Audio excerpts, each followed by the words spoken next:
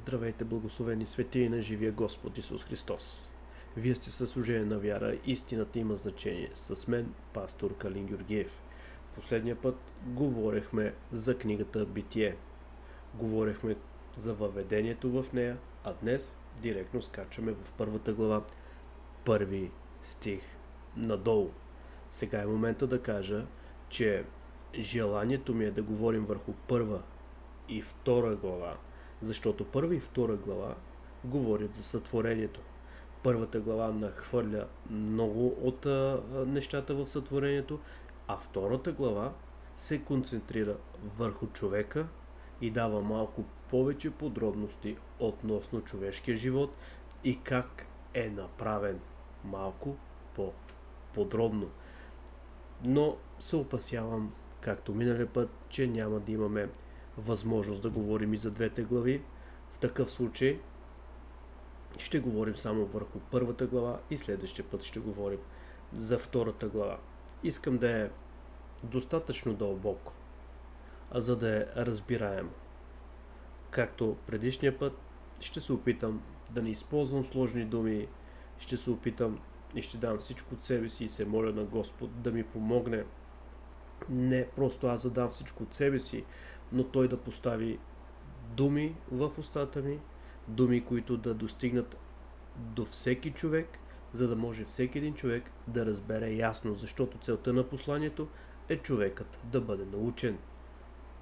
И богатия, и бедния, и малкия, и големия, и старци, и юноши, и деца, и мъже, и жени. Нашата работа е посланието да достигне ясно до хората, така че няма повече да бавя с това въведение. Опитвам се възможно най-кратко да заправиме въведението и започваме. В първия стих, книгата Битие, първата глава, първи стих. Тук е момента да ви кажа, забелязах, че съм забравил да спомена във въведението, датирането на книгата. Датирането на книгата според учени и хора, които изследват начина на писание, на какво е било написано, какви думи се употребяват, какво е било характерно за епохите, какво мастило си използвал изобщо, имало ли е мастило, с какво се е писал, с катран, с боя, върху какво, върху кожи, камък, дърво, папируси. Така че, според учените, датирането на книгата Битие е някъде между 1300-1500 година преди новата ера или всъщност преди Христос. Това е просто датировка, която няма доказателство, че е така. Затова и има 200-300 години между тях, които те си поставят като несигурно. Но те използват начина на говорене, на написване и върху какво са били написани. Така, глава 1, стих 1. Божието Слово започва с стих 1, в който се казва: в началото Бог сътвори небесата и земята. Не знам за вашите преводи, които имате, но е много важно да запомните, че в еврейската Библия и в гръцката, от Койне, както ви казах по-рано, всъщност, когато четем в началото Бог сътвори небето и земята, в повечето от вашите преводи вие имате небето и земята, но всъщност е небесата и земята. В множествено число. Знаете, че и апостол Павел говори за минимум 3 небеса в Новия Завет, като казва: зная човек в духа или не, който беше отведен в третото небе, с което се доказва това, за което говорим. Така че е много важно да намирате и да търсите. Убеден съм, че самият аз съм срещал български превод, в който е написано правилно небеса и земя. Затова Като ви чета небесата и земята, не си мислете, че има грешка. Напротив, точно така е и в еврейската Библия. Бог сътворява небесата и земята. Земята в единствено число. Така, в началото Бог сътвори небето и земята. Има някои неща, които ще повторим, разбира се, от въведението. Няма да се спрем на абсолютно всички стихове. Ще се спрем на тези, на които според мен е важно, за да дадем малко повече разяснение. В началото Бог сътвори небесата и земята. Тук е момента да ви кажа. Започваме върху думата Бог. На еврейски е Елохим. Елохим е множественото число на Елоах. Елоах на еврейски е Бог и Елохим е множественото число за богове. Така че в еврейския е Елохим, което означава богове. И тук си има предвид, знаете, Отец, Слово и Духът Божий. Така че тук и евреите не могат да избягат от това, защото пише Елохим. Но еврейските равини твърдят, че след като е било така написано, Елохим не е имало предвид за триединен Бог, а три различни сили. Така че те играят с това и не искат да признаят. Но не променят името, разбира се, защото това е в техният език. Така че Елохим, не забравяйте, е множественото число на Елоах. И на няколко места в книгата Битие, когато се говори за творчество и на някои много по-важни неща, както се казва в английски език, important, там се използва точно тази дума за множествено число. Така че тук виждаме Елохим сътвори небесата и земята. Множественото число на Елоах. Другото, което е много важно да се каже. Все още сме на първи стих. Другото, което е много важно да се каже, че книгата Битие, първата и втората глава, която е концентрирана върху творението на Вселената, творението на небесата и земята, творението на тварите по земята и човеците, и животните, морските риби, въздушните птици, земни птици. Върху всичко това абсолютно не претендира, че това е абсолютно всичко, което Господ някога е правил. И това ще го видите в книгата. Така че да не би някой да каже, ако не е написано тук, то не е направено от Господ. Напротив, това са само нещата, които Господ е благоволил да разкрие на Мойсей и да ги сподели до нас. Не са нещата, които Господ някога е правил. И както казахме предишния път, в началото Бог сътвори небето и земята, изобщо не означава, че това е началото на Бог. Това е началото на някои от творенията, които Той е благоволил да разкрие на Мойсей, който той да напише и днес да достигнат до нас. Затова е много важно да се разбере, че това не е началото на Бог. Бог е преди всяко едно начало. Той е началото. Няма нещо, което да е направил Бог. Бог е направил абсолютно всичко. Бог е началото и края. Бог е алфа и омега. Затова и така започва книгата Битие, или на еврейски Берешит, начала. Така че отново Берешит е в множествено число, защото тук ние виждаме, че се поставят началата на много неща. И това, което виждаме ще видим надолу в стиховете, не са всички неща.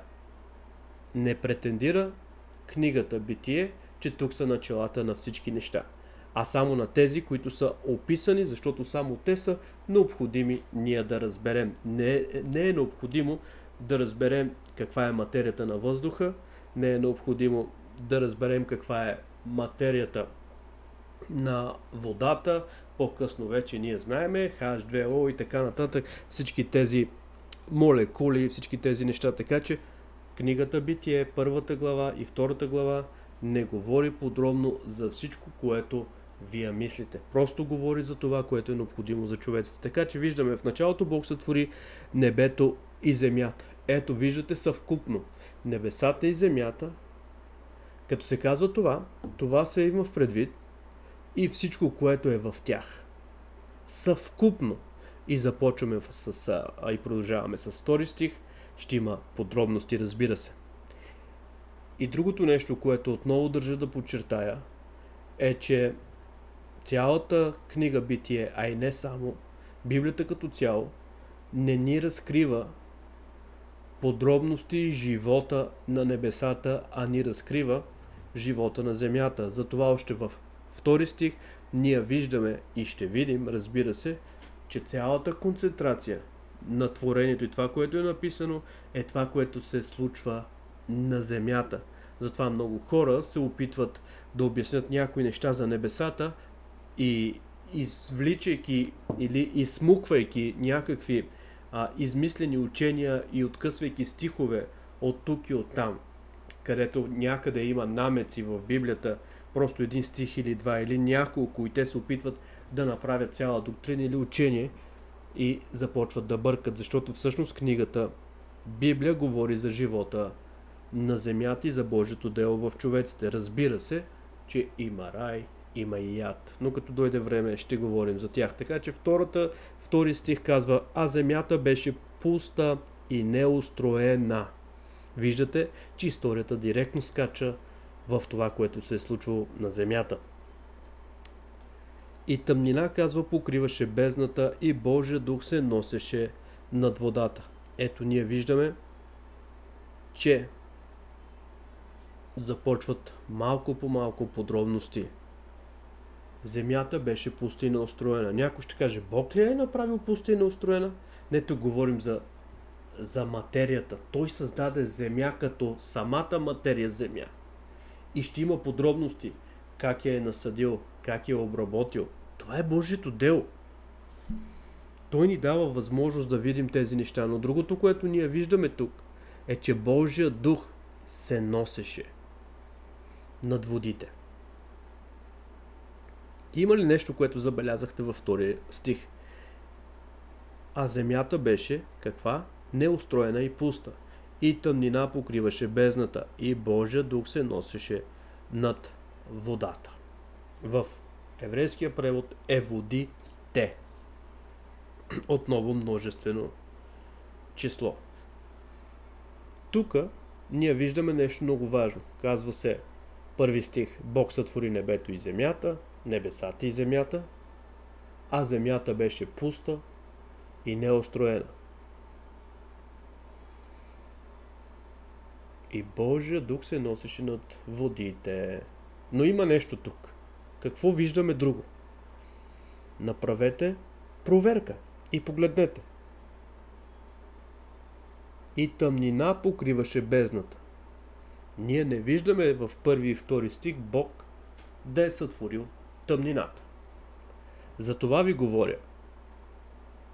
Има няколко такива неща.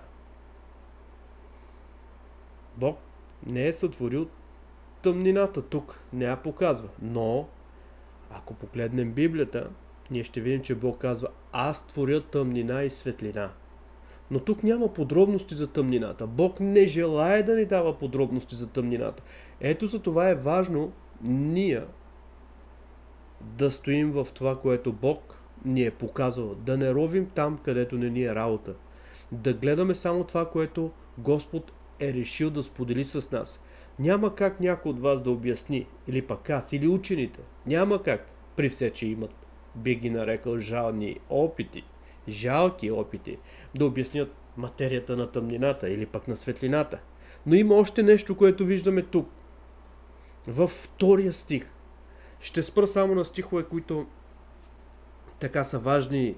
Всичките са важни. Аз обожавам книгата Битие. Всъщност, да ви кажа, аз обожавам цялата Библия. Тя е съкровище.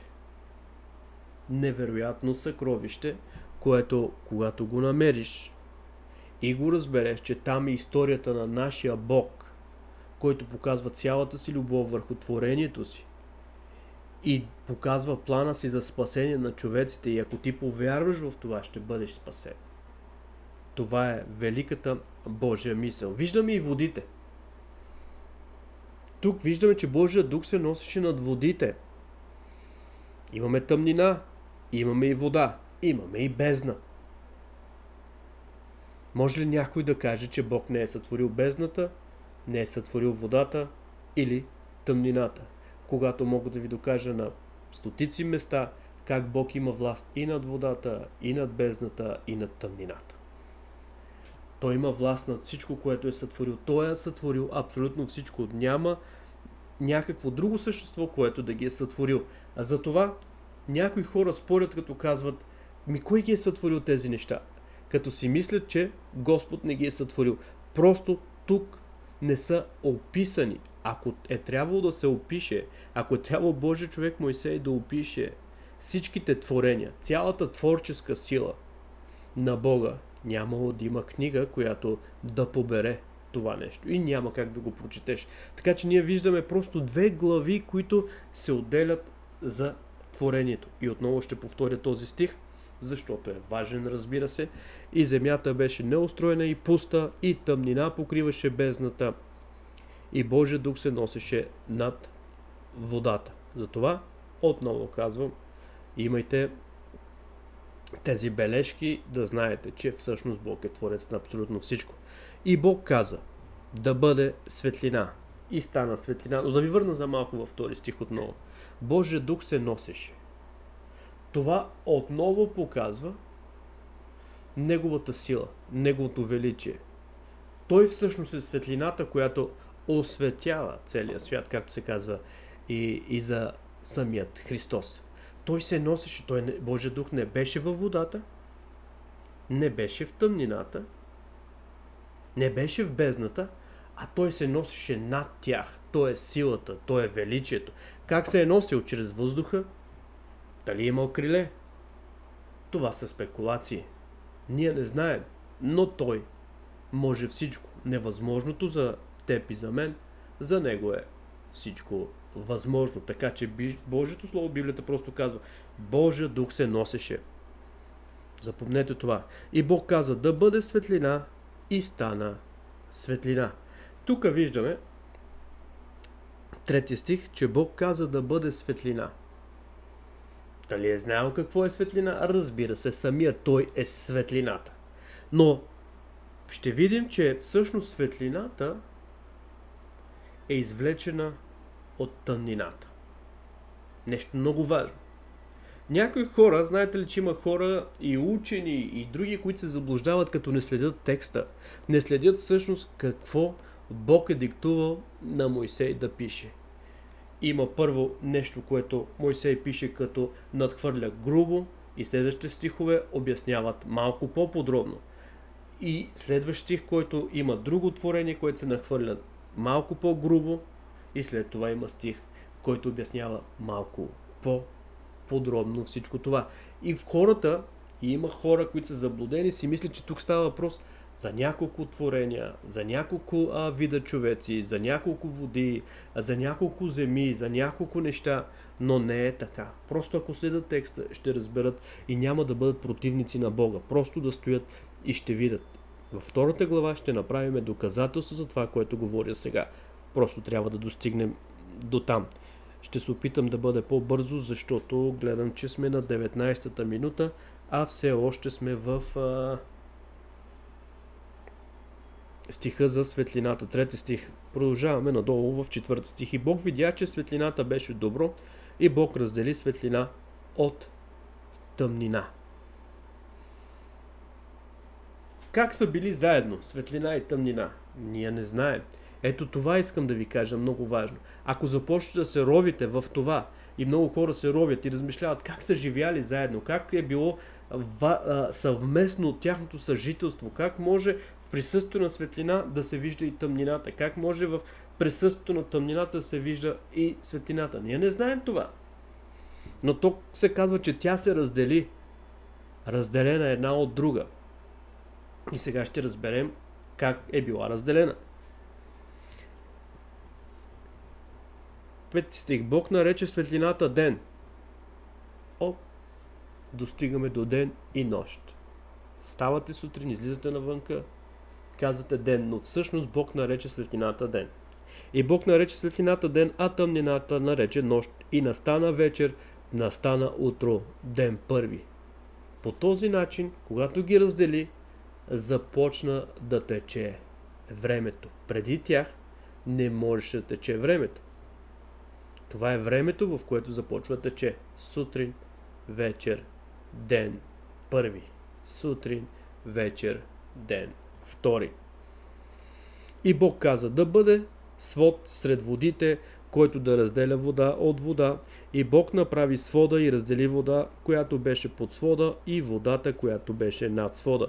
И стана така. И Бог нарече свода небе. И настана вечер, настана утро, ден втори.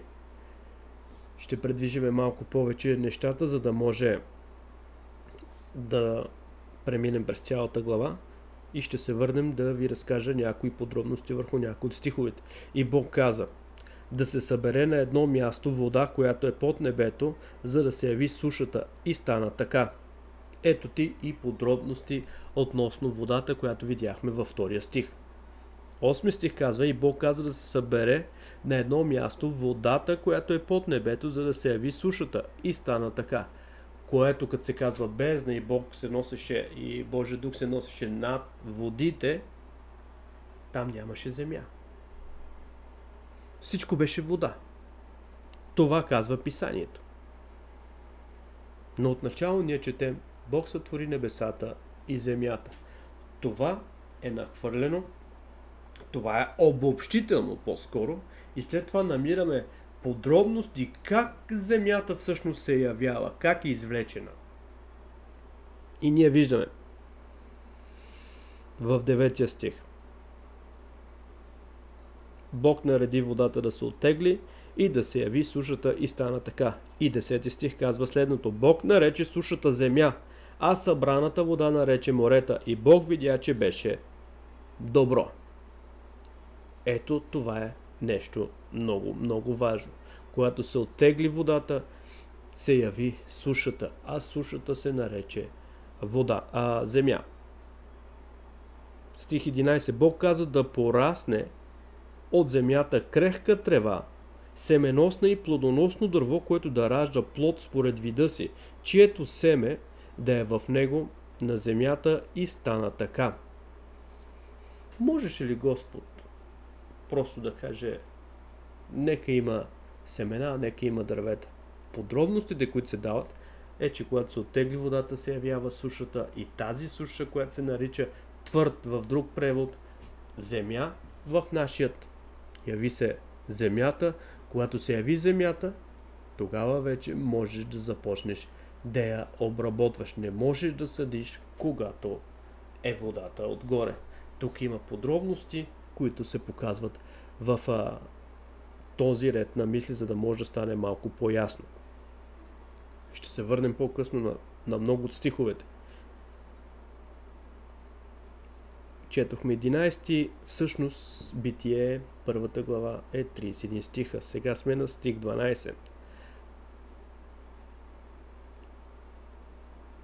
И стана така, завършва 11 стих, от земята порасна крехка трева, която да дава според вида си дърво, което да ражда плод според вида си, чието семе е в него. И Бог видя, че беше добро.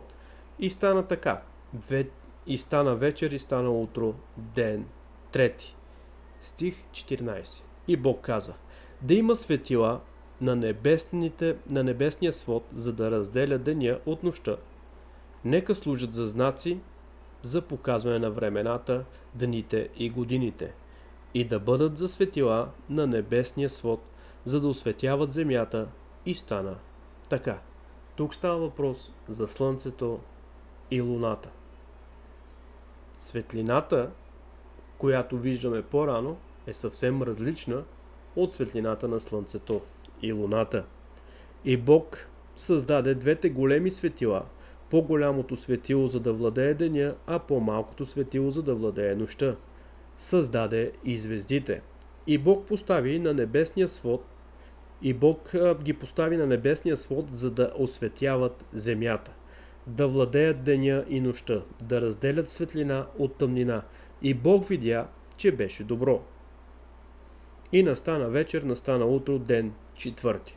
Бог каза да произведе водата изобилно множество одушевени влечуги, птици да хвърчат над земята по небесния свод. Забележете. Бог каза. Ще се върнем на всички тези неща. Заповед от Господа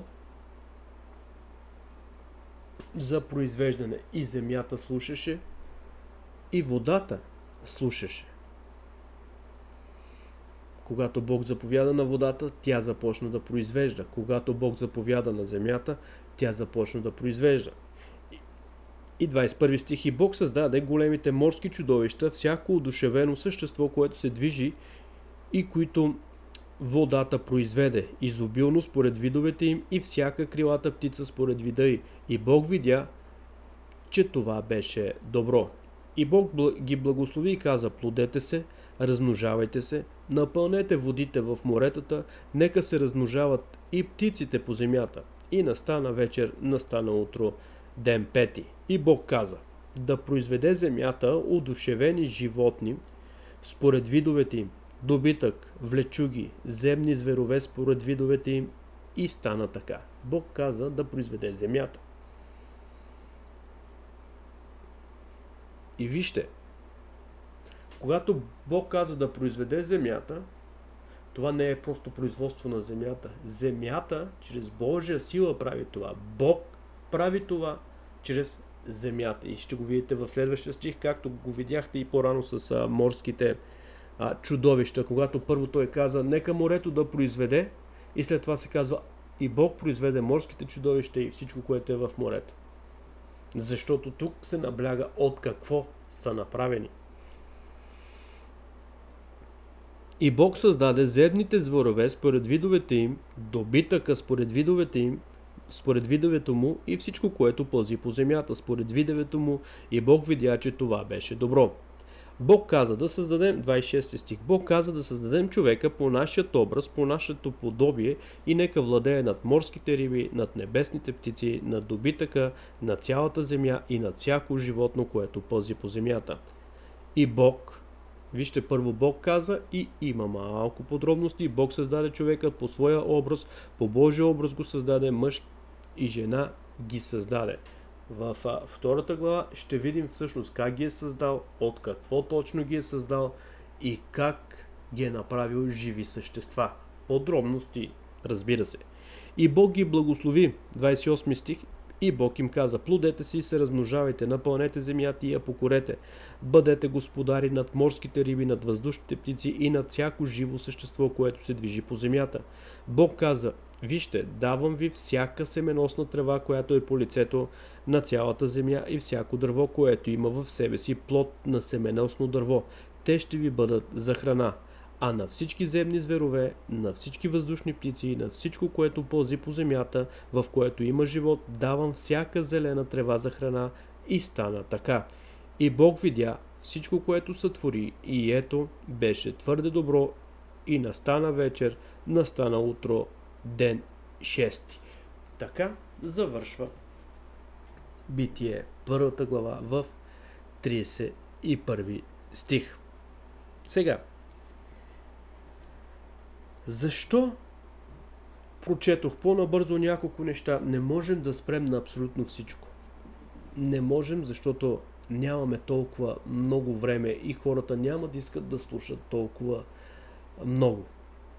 Затова тук ще говорим Сега ще ви дам като обобщение за няколко неща. Вече сме в 30-та минута. Ако тръгнахме да говорим първи, втори, трети стих, да говорим по-подробно. Ако говорихме толкова подробно за всеки стих, нямаше да ни стигнат 2-3 часа, а може би и повече.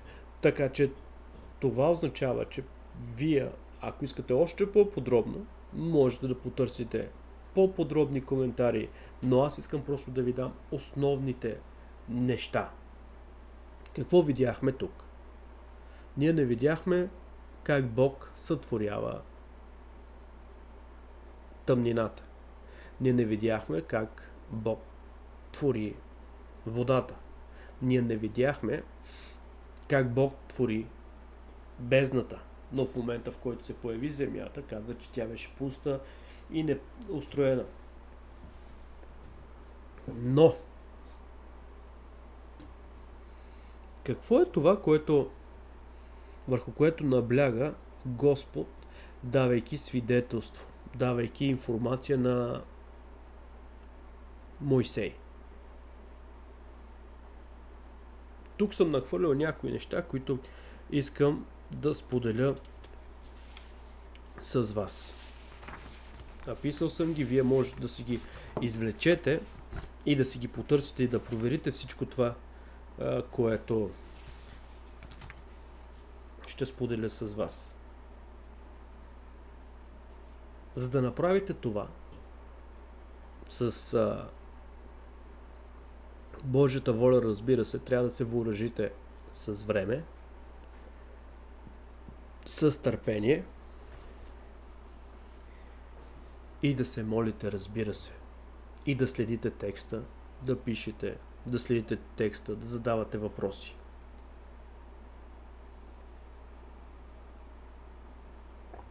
Какво е най-важното, което вие можете да видите в книгата Битие в 1 глава?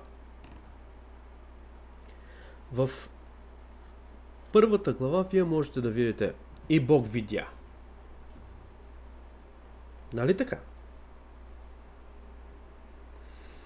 И Бог видя, че беше добро.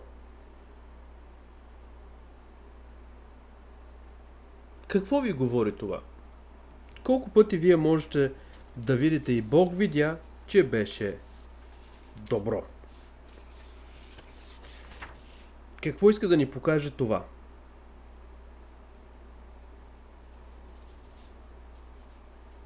Седем пъти в 1 глава на Битие се казва и Бог видя. Мога да ви кажа в кои стихове, а за да може да положите труд върху тях. Защо върху тези стихове се казва и Бог видя? Нека да погледнем 4 стих.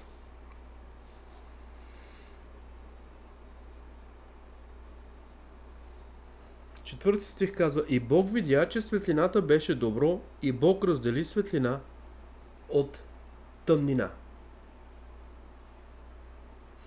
Помислете малко по-подробно.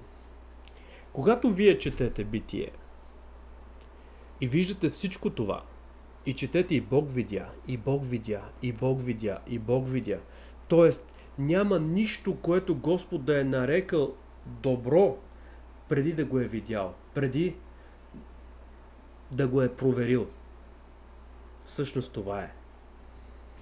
Това е ключът. Това е по-дълбокото разбиране. Т.е. Господ твори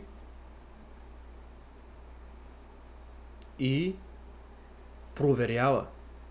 Проверява всичко в това, което е направил. Какво е неговото действие? Абсолютно в подробности.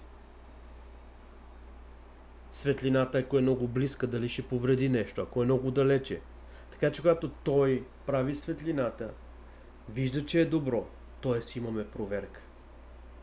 Всяко нещо, което Господ прави, проверява дали е добро за всяко друго нещо. То е добро само по себе си, но как ще се отрази за абсолютно всичко? Така че ние виждаме и Бог каза да бъде светлина и стана светлина. И когато стана светлина и Бог видя, че светлината беше добро и Бог раздели светлина от тъмнина. Бог видя че беше добро и ги раздели. Бог видя. Бог прави тази проверка. 2 пъти проверява. Разбира се, че той е съвършен. Разбира се, че всичко, което прави е добро. То е съвършено. Но ние виждаме с какво желание, с каква концентрация, с какво внимание той създава всичко. Не от хаоса, както някои твърдят. Не, напротив. И всъщност тук е момента да се върна в еврейския, защото ние говорихме за и Бог направи, и Бог създаде. Но в еврейския думата създаде, всъщност думата направи означава като издяла, нещо като работа върху камък. Нещо, което той оформи. Това означава в еврейския. Първоначално това означава, така че думата създаде в еврейския е бара. Той видя това, което е създал. Тоест, нека да ви прочита. Бара е създаване. Първоначалният термин на бара означава дялане на камък или сечене. Това е в еврейския. И в Битие 1 глава се използва тази дума. Като при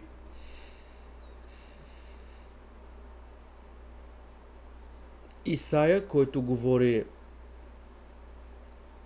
за гранчарият и дава примери за създаването.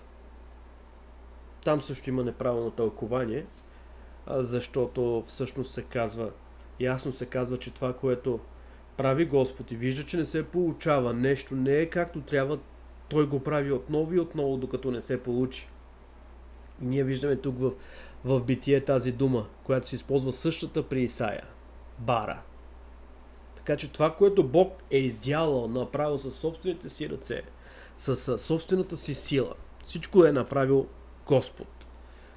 Така че на еврейски е бара, означава дялане или направа със собствените му по ръце. Какво говорим тук? Говорим, че Бог е създал абсолютно всичко. И ние виждаме, че всемогъщият Бог, забележете, е проверявал всяка работа, която е създал. И той видя, че е добро. И той видя, че е добро. Нека да погледнем и 10 стих. Казах ви, 7 пъти се споменава и той видя. И Бог нарече сушата земя, а събраната вода нарече морета. И Бог видя, че беше добро. И морето, и сушата беше добро. Ако Бог ги беше видял, че това е зло, не би ги оставил. Би направил нещо друго. По някакъв начин. По неговия начин. Би ги променил. Но той ги видя, че са добро. Така че отново виждаме, прави, проверява, обявява ги за добро и продължава към следващото. 12 стих. И от земята, казва, порасна крехка трева, която да дава семе според вида си и дърво, което да ражда плод според вида си, чието семе е в него. И Бог видя, че беше добро. Тук виждаме още веднъж. И Бог видя, че беше добро.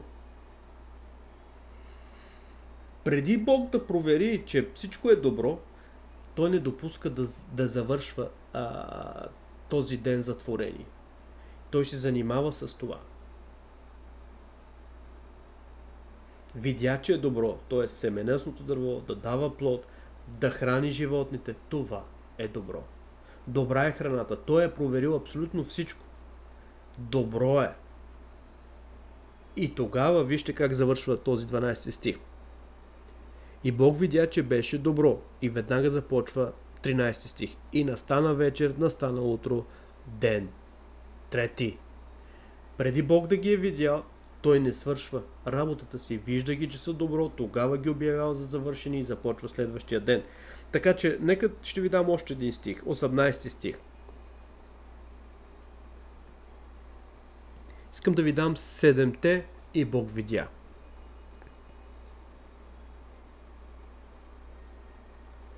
Тук ще става въпрос за луната, слънцето и звездите.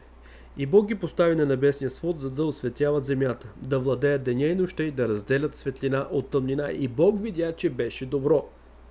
Отново ни показва неговата загриженост за това, което прави.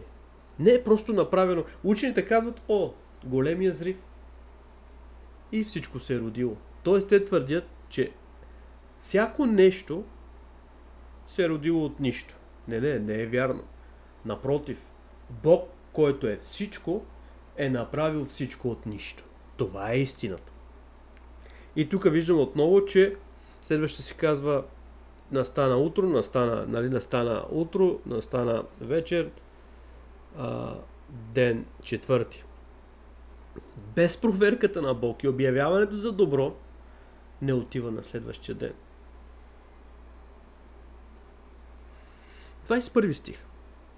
И Бог създаде големите морски чудовища и всяко удушевено същество, което се движи и които водата произведе изобилно според видовете им и всяка крилата птица според вида й, и Бог видя, че това беше добро. Отново, вече както знаете, когато четете Битие и сте в първата глава, ще погледнете всичко това, че Бог прави своята двойна проверка. И 25 стих, ще поговорим и за човека. И Бог създаде земните зверове според видовете им, добитъкът според видовете му и всичко, което пълзи по земята според видовете му, и Бог видя, че това беше добро.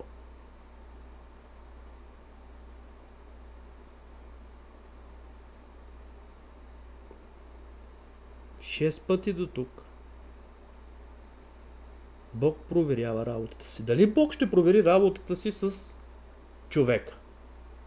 Вие видяхте 6 пъти и Бог видя, че това е добро. 42 минути. Добре.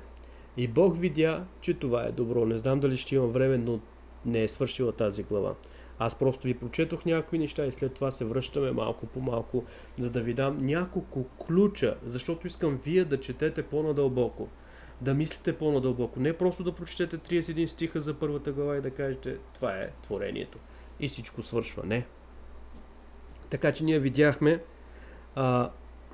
че Бог проверява работата си. Дайте да видим сега, да погледнем дали Бог ще провери работата си с човешкото същество, защото идва времето да направи човекът Адам, или в еврейския Адама, необработена земя. Добре.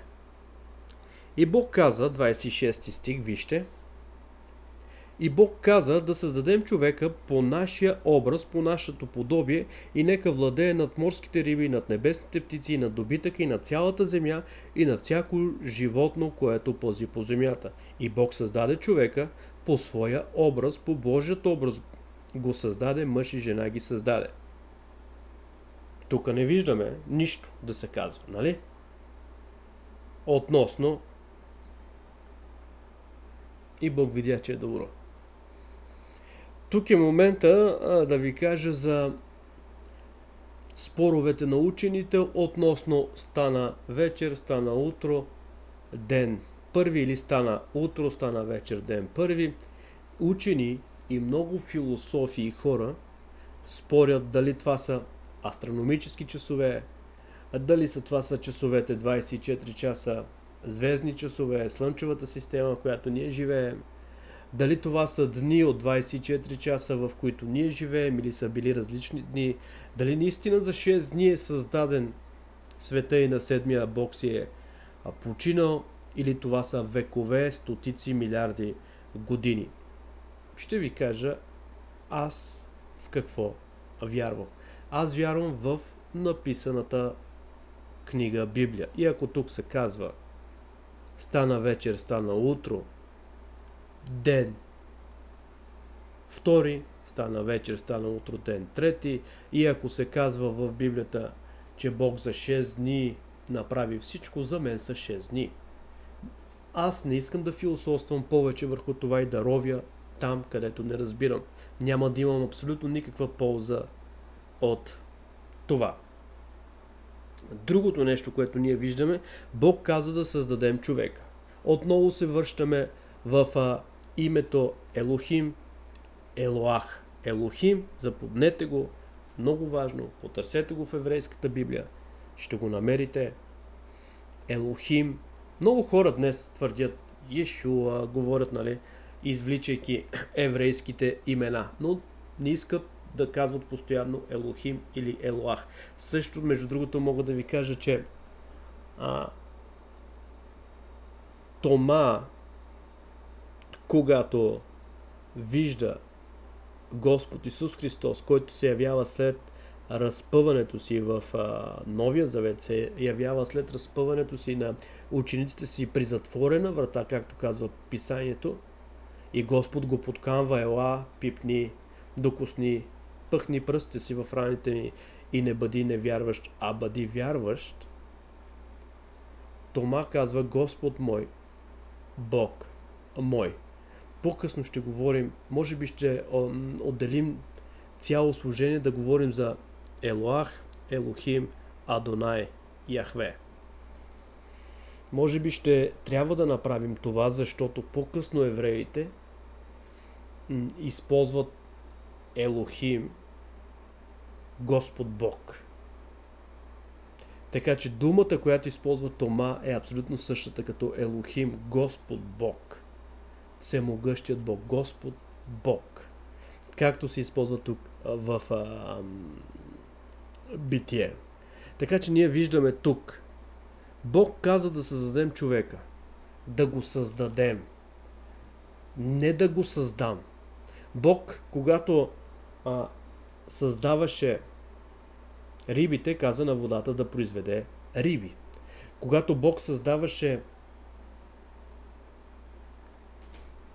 земните животни, каза на земята да ги произведе. Да произведе и животни, и дървета, и растения, и треви, полските животни, зверовете, влечугите. Абсолютно всичко каза някой друг да ги направи. Но когато трябваше да направи човека, той се обърна към останалите от Троицата: Божия дух, Словото и Отец. Така че той не се обърна към природата да ги създаде. Той се обърна към останалите в творческата сила. Отец, Слово и Свят Дух. Те правят човека по своят образ и подобие. Ние виждаме тук, Бог каза да създадем човека по нашия, не по моя образ, по наше подобие. Не само да прилича на него, не само да е подобен на него, но всичко тук се употребява множествено число. Абсолютно много важно да се разбере това. Бог каза да създадем човека по нашият образ, по наше подобие и нека владее над морските риби, над небесните птици, над добитъка и над цялата земя, над всичко живо, което пълзи по земята. Човек е направен последен и е поставен да властва като Бог на земята. Да бъде над всички творения, които Бог направи по-рано, които са одушевени творения. Зверове и така нататък. И ги постави да властват, да бъдат като Него.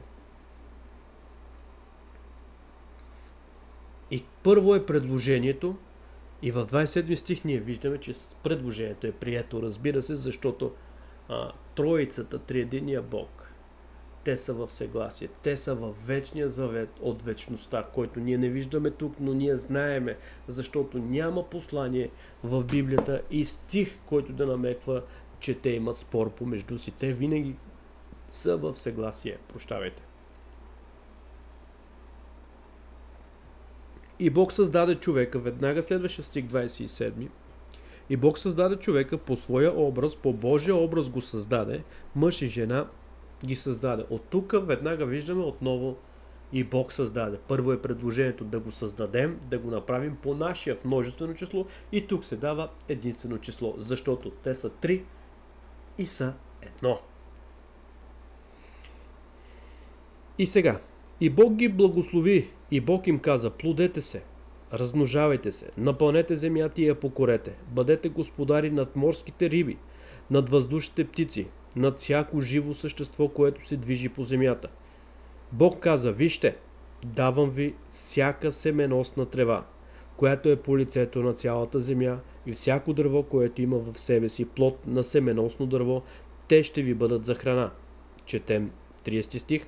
А на всички земни зверове, на всички въздушни птици, на всичко, което пълзи по земята, в което има живот, давам всяка зелена трева за храна, и стана така. Това е 30 стих, се казва: и стана така. Сега ние виждаме нещо много важно тук. Тук ние не виждаме Бог направи човека из земята. Тук не виждаме Господ образува човека, взимайки го от земята. Защото земя е Адам. Или на еврейски Адама, необработена земя. По-късно Каин ще бъде изгонен в необработената земя. Това е друга тема. В 4 глава ще говорим за това. Но тук няма тези подробности и ще ги видим във 2 глава.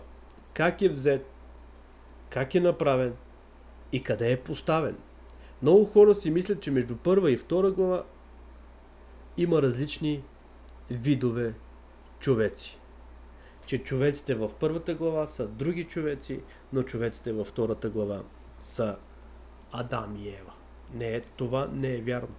1 глава говори като цяло и 2 глава започва да се концентрира върху живота на човешкото същество и онова, което се случва в живота му. Затова започва подробно за него и цялата история ще говори за човешките същества, които са по лицето на земята. И ние тук виждаме, че Бог направи човека в съгласие. И вижте, забележете сега 31 стих.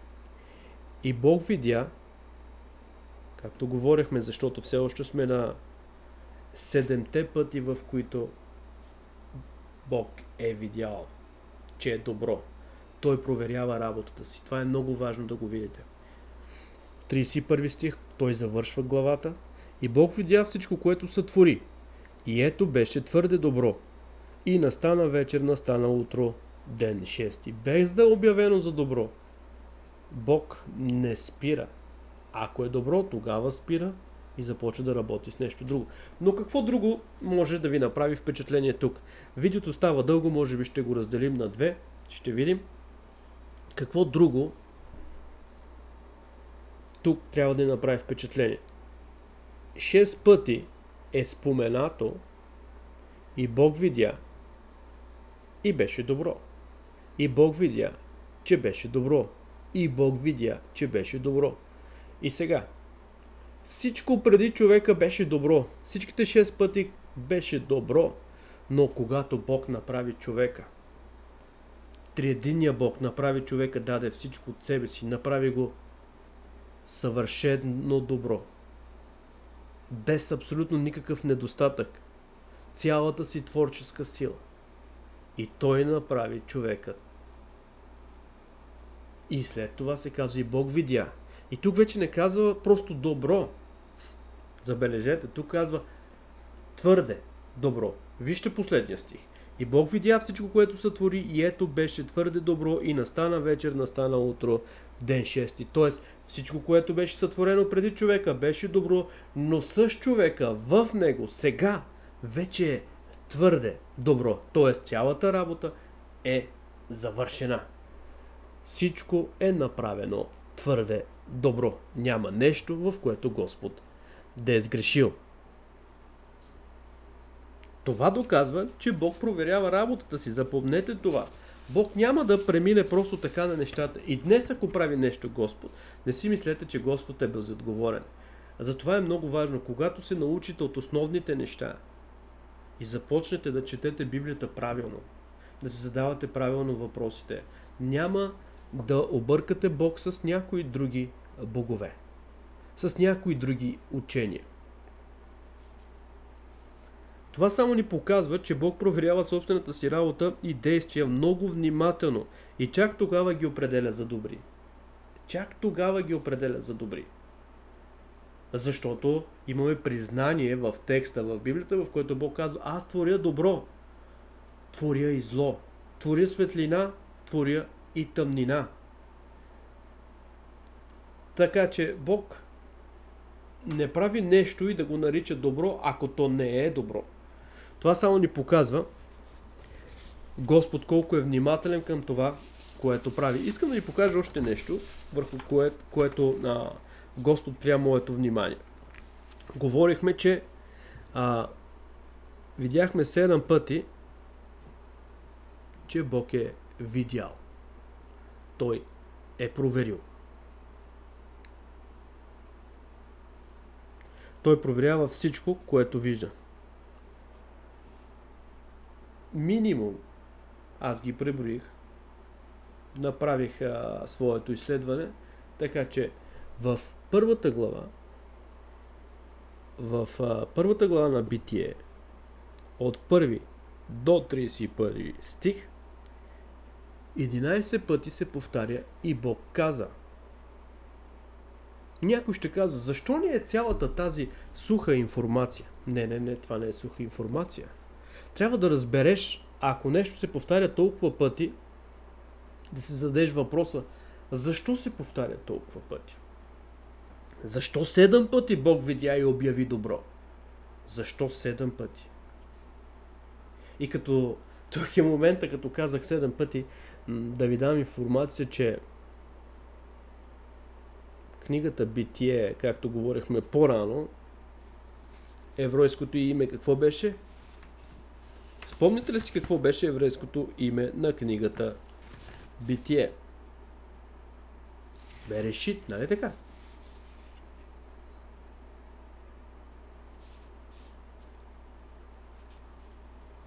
Седем буквена дума.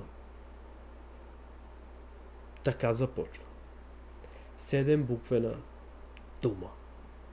Пълнота. Знаем, че това е пълнотата, така че така започва Библията. И сега, Бог каза, 11 пъти се повтаря в първата глава, Бог каза: защо това е много важно за мен? Това на мен ми показва, че нищо не се случва без Бог да го е казал. Затова и Божия човек е натоварен да напише всички тези неща.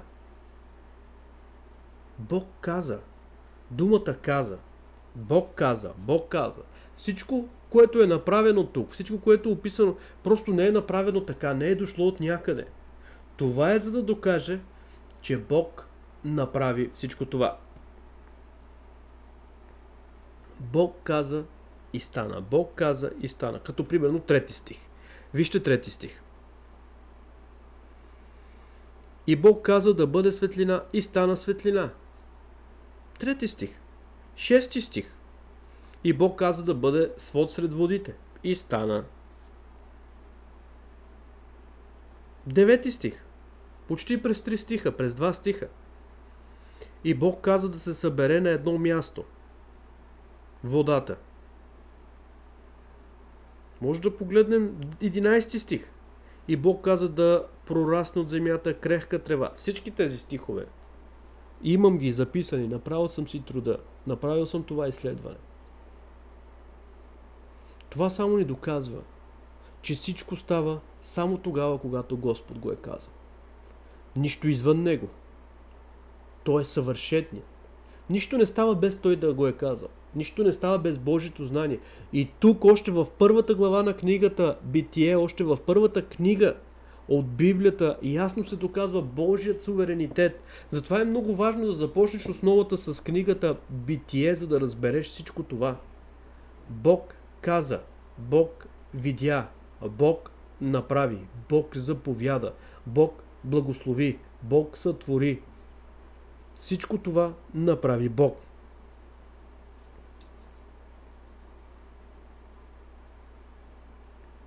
А знаете ли колко пъти се повтаря в същата глава? Вижте 31 стиха, първата глава. Бог каза и стана. Бог каза и стана. Няма да бъдете изненадани, ако кажа, че отново 7 пъти. Проверете го и вижте. Тази първа глава ни доказва, че онова, което той казва, става. Не подлежи на съмнение. Няма кой да спре онова, което е казал. Ако той е казал, ще бъдеш благословен, нямай съмнение, че това ще се случи. Ако той е казал, ще бъдеш изцелен, нямаш съмнение, че това ще се случи. Ако той е казал, че ще дойде да ни вземе, да живеем там, където е той, нямаш съмнение, че това ще се случи. Знаете ли колко хора си казват, той обещал, но все още го няма. Ако той го е казал, ще се случи. Той каза и стана. Той каза и стана. 7 пъти само в първата глава на Битие. Първата книга на Библията.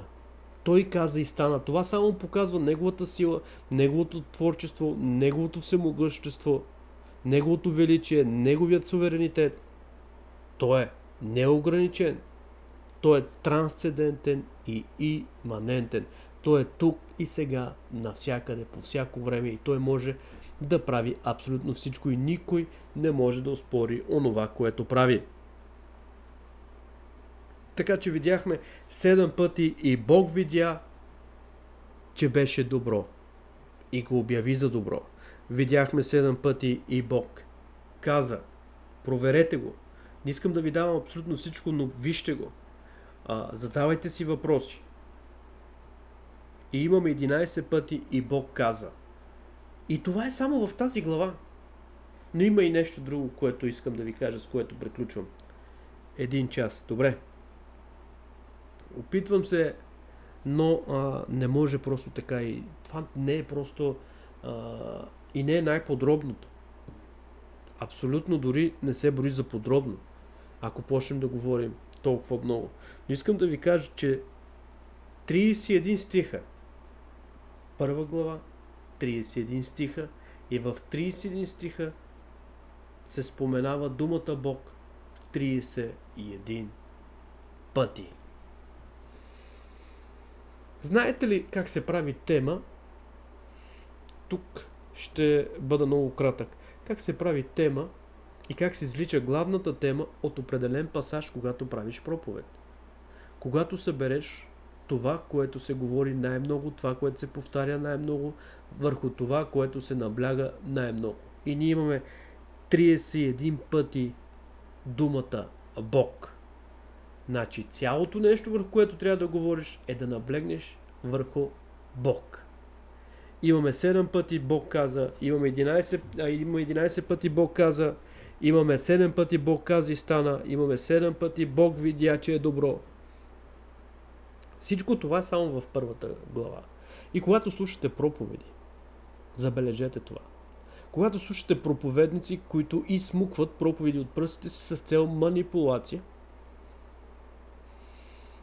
вие си направете труда да научите колко пъти те говорят за Бог в тях. Те проповеди и колко пъти за пари, за богатства, за къщи, за вили, за имане, за диаманти, за просперитет, за сила и за всички други неща. Колко пъти е намесен Бог в цялата тази работа. И дали ако е намесен в нещо, дали всъщност е за това, за което Господ говори или просто манипулативно поставя думата Бог в различни от своите изречения.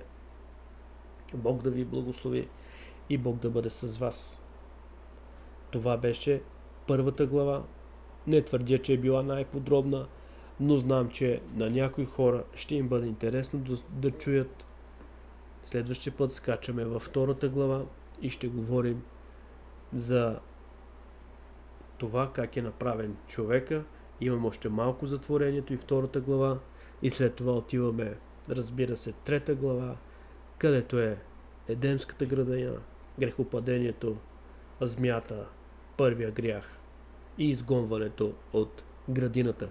С всяка глава нещата ще започват да стават все по-интересни, все по-дълбоко. Не е необходимо да минем през всяка една глава. За мен първата глава е много важна, втората също, както ви казах, всичките са много важни, защото не трябва да прескачаме И отново казвам, няма да чуете от мен фантазии.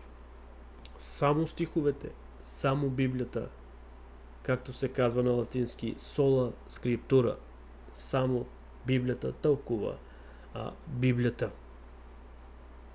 Само стиховете. Нищо друго.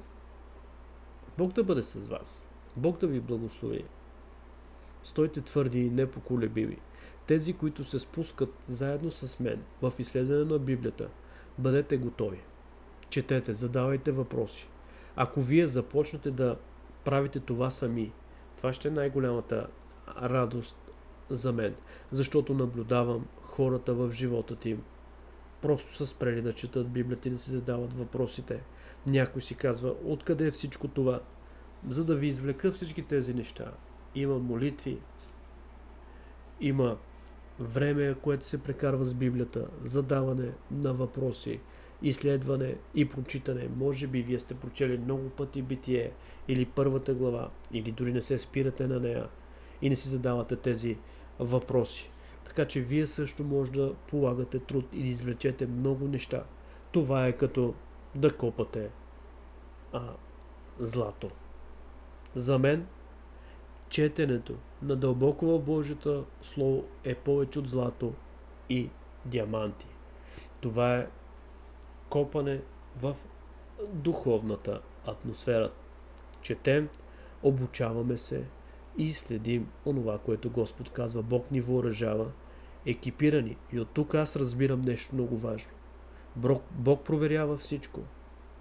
Всичко става, когато Бог казва, всичко от Него, чрез Него и за Него.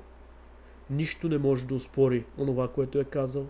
Нищо не може да спре, ако Той е казал нещо да стане.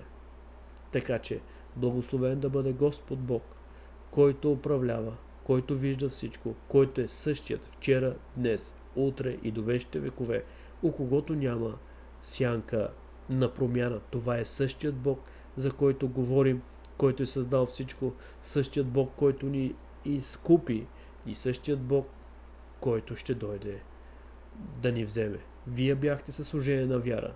Истината има значение. С мен, пастор Калин Георгиев. До нови срещи. Бъдете благословени.